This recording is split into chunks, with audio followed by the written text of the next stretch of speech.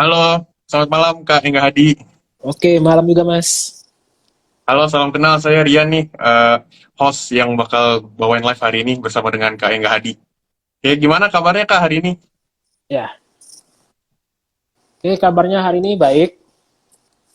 Oke, oke, ini kita mulai langsung ya Kak tentang live hari ini ya, Oke. yaitu berjudul Hmm. 2023 gelap beneran atau enggak sih? Nah, oke, mungkin sebelum kita start ya Kak Engga Hadi, kita mungkin perkenalan dulu kali dengan Kak narasumber nih. Kira-kira Kak Hmm. Engga Hadi, biasa panggilannya apa nih Kak? Kak Hadi, Kak atau Kak Engga? Bebas, tapi biasa manggilnya Engga atau Hadi, bebas berdua itu. Oke, oke. Oke, Kak Hadi. Nah, ini kira-kira Kak Hadi itu mulai kapan sih investasi ke saham? Oke, Sejak kalau untuk kapan gitu? investasi saham itu sejak 2018, 18 bulan November. Oke, itu berarti Kak Hadi itu udah mulai aktif tuh ya. Mungkin belajar saham dari otodidak kah? Atau ada join kelas? Atau baca buku gitu, Kak Hadi? Kalau kalau untuk belajarnya itu pertama karena iseng, kemudian Hmm. otodidak, terus karena udah nyemplung dalam, ya mau nggak mau belajar gitu. Oke. Kalau misalkan suka duka di saham itu ada nggak sih kok? Biasa kan trader atau investor pasti ada suka dukanya lah ya. Atau mungkin, wah saham yang saya beli beggar nih. Atau wah saham yang beli rugi 80% gitu. Ada nggak kok kira-kira yang kayak gitu? Kalau kalau untuk bicara suka duka sih suka duka banyak banget. Kayak di Hmm. 2020 ya.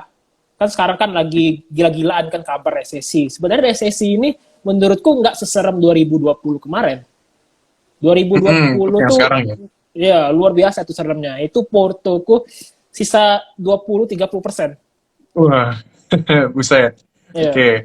Ya, di 2020 bener sih kok kebanting ya sampai 3.000 ya, sampai 3.000 sekian lah Nah, kemarin. Oke, kalau misalkan kok untuk saham nih, kira-kira Kak Hadi itu ada investasi lain nggak sih selain saham mungkin dari obligasi, reksadana, atau enggak juga kripto gitu kok? kalau untuk investasi lain paling kripto. Kripto itu cuma dana-dana kecil aja, paling cuma 5-10% aset. Terus Hmm. saham paling sekitar 40-50, sisanya baru untuk cash. Oke, berarti sekarang emang lagi prepare cash nih ya kok ya? Ya, Oke. Oke, Kak Hadi, kira-kira selain dari swing trading Indo, ada kesibukan lain nggak sih kok? kalau kesibukan lain sebenarnya profesi saya itu sebagai seorang PNS di salah satu Oh, kota oke. di Aceh. Oke, oke. I see kok. Oke, thank you. Kita bakal langsung mulai ke sesi hari ini ya, teman-teman ya. Nah, Hmm. mungkin pertama-tama nih kok, saya mau nanya ke Koko dulu deh, pandangan Kok Hadi terhadap ISG di tahun 2022 nih. Walaupun sebenarnya kita udah di akhir 2022 lah ya, udah di Oktober gitu. Cuma menurut Kok Hadi, 2 bulan setelah Oktober ini nih, yaitu November dan Desember, itu pandangan Kok Hadi mengenai ISG itu gimana kok? Oke, kalau untuk ISG sih biasanya ya di untuk November Desember kan itu kan Windows dressing kan. Apalagi Biasa uh, window dressing. apalagi dengan Q3 keluar kan, bisa jadi pendorongnya itu. Mm-mm. Tapi yang kita perhatiin dari chart IISG secara daily-nya dia mau sentuh support di 6.500-an, 6.500 dan 6.500. Itu sempat sideways lama di bulan Oktober sampai awal Januari sebelum dia breakout ke atas. Nah, mungkin IISG ke arah sana dulu baru dia rally lagi. Cuma kalau dia jebol itu hati-hati. Bisa ke 6 ribuan. Cuma menurutku sih bakal strong di sana ya. Untuk November, Desember strong lah. Cuma tahun depan kita belum tahu kan. Benar. Oke, berarti mungkin dari Kohadi kira-kira range ISG itu ada di 6.500 ke atas lah ya. Ya, Apalagi dengan itu. adanya Santa Claus Rally gitu ya, kok ya. Oke. Benar. Nah, mungkin eh, dengan laporan keuangan Q3 keluar itu bakal nahan nggak sih kok nahan ISG gitu?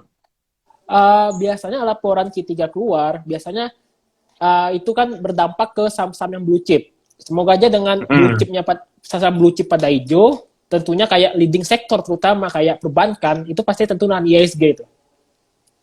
Oke.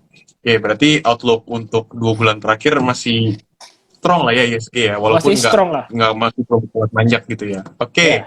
kalau dari pandangan Kohadi nih, kan banyak ya di internet yang ngebahas kalau misalkan, oh di tahun 2023 dunia bakal gelap nih. banyak yang bilang bakal jatuh ke lubang resesi. Itu maksudnya apa ya kok? Maksudnya 2003 gelap tuh apa? Mungkin dari sisi investasinya kah? Atau mungkin dari sisi beneran gelap gitu maksudnya? Kurang listrik gitu ya? Oke, kalau untuk 2023 yang saya pahamin terkait resesi ini, sebenarnya ini efek domino dari COVID yang cepat kali recovery-nya. Jadi kalau Mm-mm. kita pikir nih kemarin-kemarin, kok bisa nih COVID itu bisa cepet banget recovery-nya. Ternyata efek dominonya di sini, di resesi ini, dengan inflasi di berbagai negara. Ya untungnya kita ambil poin yang paling penting, Indonesia itu inflasinya nggak segede kayak di Amerika, di Argentina, ataupun Venezuela. Itu gede banget inflasinya. Kita kalau nggak salah di range 5-6%. Mulai dari hitungan Januari sampai bulan September kalau nggak salah. Itu cuma 5-6%. Itu nggak, menurut saya normal. Dengan kebijakan yang dilakukan, contoh aja, kayak kita menaikkan harga minyak. Sebenarnya minyak dinaikkan itu untuk menekan resesi. Kalau misalnya tiba-tiba harga minyak ditahan, takutnya suatu saat meledak nih. Misal nih, sekarang kan dinaikin ke 13.000, itu untuk pertalite. Coba kalau misalnya ditahan, nggak dinaikin, mungkin suatu saat bisa ke 20.000, dari 10.000 ke 20.000, itu pasti menggila, bakal demo. Nah, salah satu kebijakan pemerintah yang diambil, menurut saya itu cukup bagus itu. Untuk menekan agar suatu saat nggak meletus inflasi yang lebih kejam itu. Oke, berarti ya emang harus ada kenaikan barang gitu ya kalau mau Bener, ekonomi benar-benar terjaga ya. Biar hmm, istilahnya cooling off lah ya ekonominya. bener. Oke. Sebenarnya apa sih kok pemicu yang bikin dunia berada di ambang resesi? Tentunya pertama itu inflasi, terus krisis ya, krisis pangan, terus Oke. energi segala macam, dan juga ya itulah krisis. Paling sih aku lebih menyoroti krisis ya, krisis energi gitu, dan juga oh ya ada perang juga ya itu ya. Itu yang perang yang berkepanjangan itu yang bisa menyebabkan krisis. Meskipun aku nggak terlalu menguasai mikro makroekonomi ya, tapi aku ngambil garis poin besar itu aja. Dan untuk teman-teman ya Mm-mm. jangan takut, karena kita udah diwanti-wanti. Beda sama kayak 2020 tiba-tiba meletus COVID.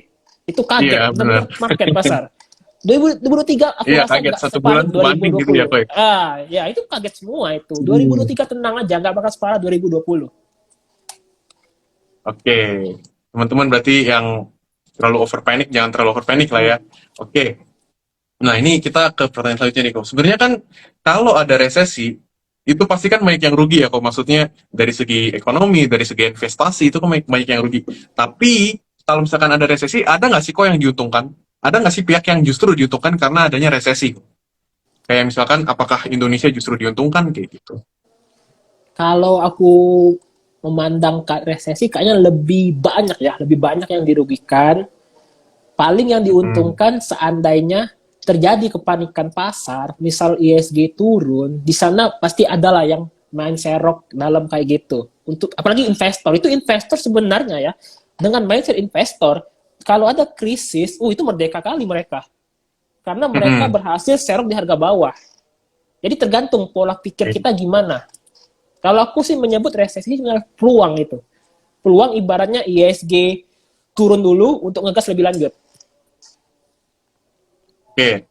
Kalau menurut pandangan Ko Hadi nih, ini kan sekarang kalau kita lihat banyak justru net foreign sell ya, banyak outflow Ya, asing gitu ya, kok. Itu hmm. menurut Koko itu dalam waktu panjang itu bakal ngefek ke IHSG nggak sih, kok? Kalau untuk dalam jangka panjang tentu bakal ngefek. Cuma lihat dulu Hmm. akumulasinya. Akumulasinya misalnya dalam 3 bulan terakhir gimana? Apakah net sell atau net buy? Kalau kita mengaca dari awal tahun, sebenarnya masih net buy, masih oke. Okay. Dengan Oke, oke, didukung masih. charting yang masih menarik. Jadi banyak hal yang kita perhatikan. Bukan hanya sekedar dari net sell, apalagi cuma berpacu sama news dan kayak gitu. Oke. Kira-kira hal apa lagi sih kok yang mau kalau yang harus kita pantau nih kalau misalnya kita mau ngeliat suatu investasi ini it's a good thing atau enggak di saat seperti ini, gitu kok.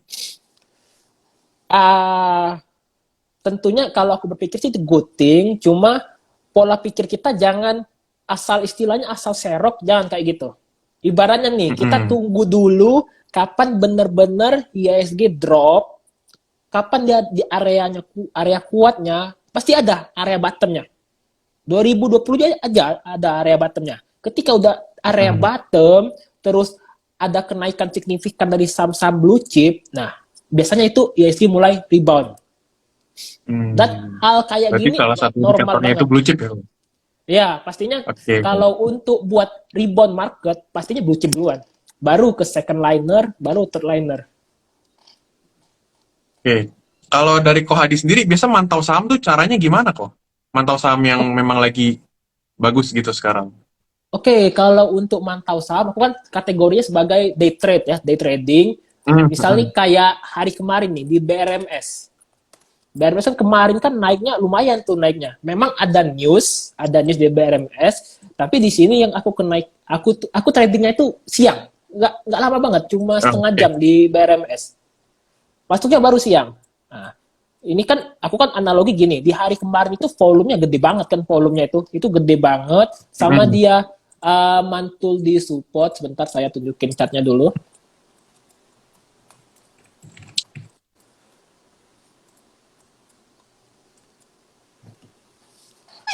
Oke, ini contoh di BRMS kemarin ya. Nah, ini yang ya naik kemarin. Aku jualan di closing, aku nggak berani spekulasi untuk nginapin barangku. Nah, kalau teman-teman fokus ke sini aja, teman-teman nggak bakal lihat area yang menarik. Area yang menarik gimana? Di sini. Ini ada gap ini. Ada gap. Ya, ada gap. Terus dia mantulnya di sini. Ada candle hijau ini. Ini sebenarnya candle hijau ini penolakan atas dia candle merah ini. Nah, tentunya dia harus ngelewatin batas ini. 160. Area aman. Nah, aku baru cek ini di posisi jam 1. Aku mikir dulu ya. Mikirnya lumayan lama juga. Sekitar 15-20 menit. Aku entry di berapa gitu. Nah, aku masuk cek menit dulu untuk entry-nya. Oke. Nah, aku masuk di area 171. Itu udah siang banget untuk masuk. 171. Asumsi aku, menjelang closing, dia bakal dikerek. Bener, dia dikerek. Bentar. Dia dikerek sampai ke 176. 176 ini. Oke, ini 176. Nah, di 176 ini aku jualan ini. Ya, faktor analisanya apa? Aku merhatiin volumenya. Volumenya di sana gede banget di hari itu. Ditambah dia menuju ke area gap. Dan benar, secara gap dia tertutup di hari ini. Meskipun aku cuannya nggak terlalu maksimal, seenggaknya aku bisa dapat 5 tick, apalagi 5 tick itu aku sebenarnya agak pakai margin di sini. Karena aku berpikir resikoku cuma 2 tick, seenggaknya risk reward bisa 1/3, maksimal 6 tick deh aku dapat. Ternyata aku dapat 5 tick, it's okay. Yang penting secara risk reward itu menarik banget, 1/2 gitu.